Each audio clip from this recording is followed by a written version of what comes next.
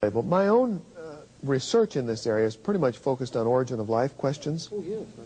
And in particular, how one gets from interstellar molecules to the simplest self-replicating biochemical system. So I'm really only, my technical area of expertise is only the very, very first step.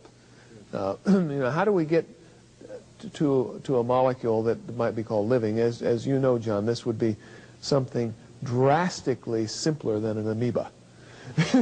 I think most people think of an amoeba as being something pretty simple. The simplest self-replicating biochemical system would be drastically simple compared to an amoeba. So I'm talking about, in my area of technical expertise, the very, very first step. And to make a long story short, either it never happened or it happened by way of some chemistry that nobody understands as of today. Those are the logic precludes any other answer to that question. Either the first self-replicating system came about supernaturally, or it came about through some chemistry that no one owns today. Certainly the old experiments, the old 1952 experiments by Stanley Miller and Harold Urey, have been repudiated by just about everyone now. There's virtually no serious scientist who would claim that those experiments have very much to do with the origin of life. What are some of the problems with Stanley Miller's origin of life scenario? Well, one of the characteristics of the Stanley Miller's later work, defending the earlier work, has been to create what I would call a Miller universe.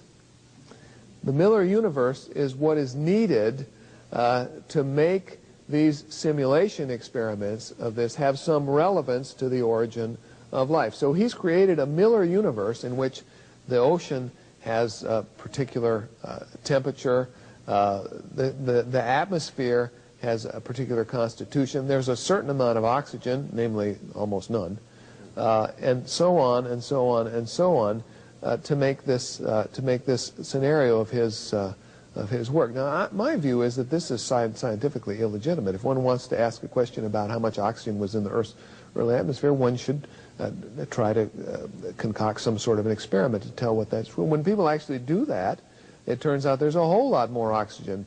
There was a whole lot more oxygen in the Earth's early atmosphere to make these experiments work. But even if we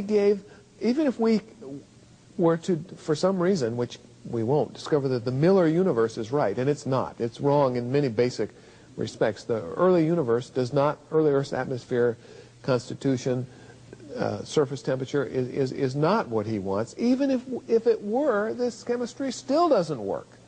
This chemistry still doesn't work. So virtually everyone who's thought about this has rejected. I mean, even Francis Crick, who was enthusiastic about these things earlier on, and Leslie Orgel, who's probably spent more time doing this chemistry than anybody else in the world, they both have conceded that it didn't happen that way. And so they come up, like Martin Rees, with outrageous ideas, like it flew in from some other Directed panspermia. Yeah, directed panspermia. It flew in from somewhere else. And this is, I view this as the last resort of those trying to evade the Creator God. Despite evidence to the contrary, why do biology textbooks continue to use the Miller-Urey experiments as evidence for a naturalistic origin of life? Well, I was asked by our local school district to look at some of these high school biology texts. And so I did, and you know, since I had high-level knowledge in this question of the very first step in origin of life, I naturally looked at that, and many of these books have wonderful pictures of this Miller-Urey apparatus. And so I went back and gave my report to the school district. I said that these books were very misleading, that they were not aware. I said even Time magazine from 5 years ago knew that these experiments were not working. So why would these biology texts publish this thing? And they came back to me a while later and said, well, we agree with your analysis, it's correct, but they all have this problem, so we are just going to have to choose one. What additional information, in your opinion, should be included in biology textbooks? if they insist on including the Miller-Urey experiments, they need at least to say that they've been discredited and why they've been discredited. For example, this chemistry doesn't work. Even in this imaginary hypothetical Miller universe, the chemistry doesn't work. It doesn't produce the right kind of things. It's not leading in a direction towards self-replicating the biochemical system.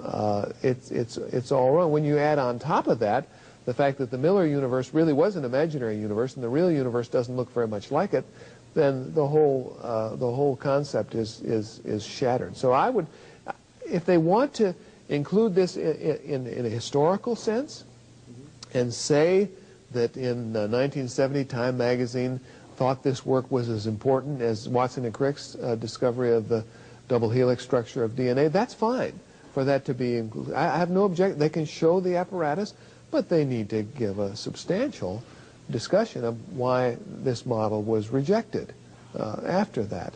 For example, cross reactions. Yeah. Well, you know, we chemists, most of these reactions produce what we chemists call tar. Oh, okay. Tar is black stuff that sticks at the bottom of the test tube and isn't useful for anything. Most of these reactions produce tar.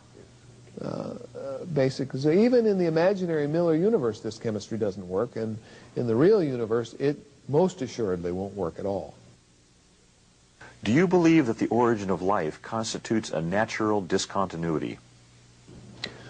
Given all the information we have on the 9th of February, 1998, my position would be that God created the first self-replicating biochemical system.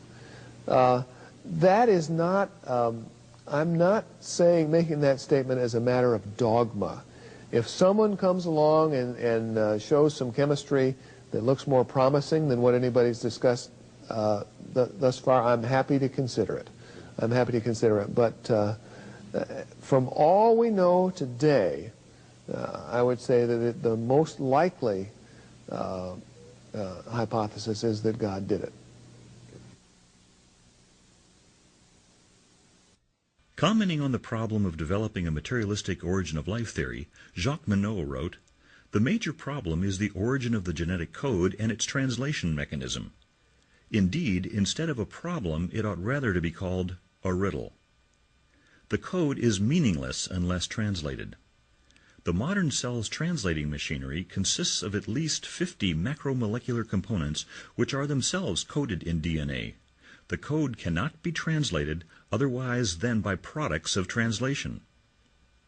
It is the modern expression of omne vivum ex ovo, all life from eggs, or what came first, the chicken or the egg? When and how did this circle become closed?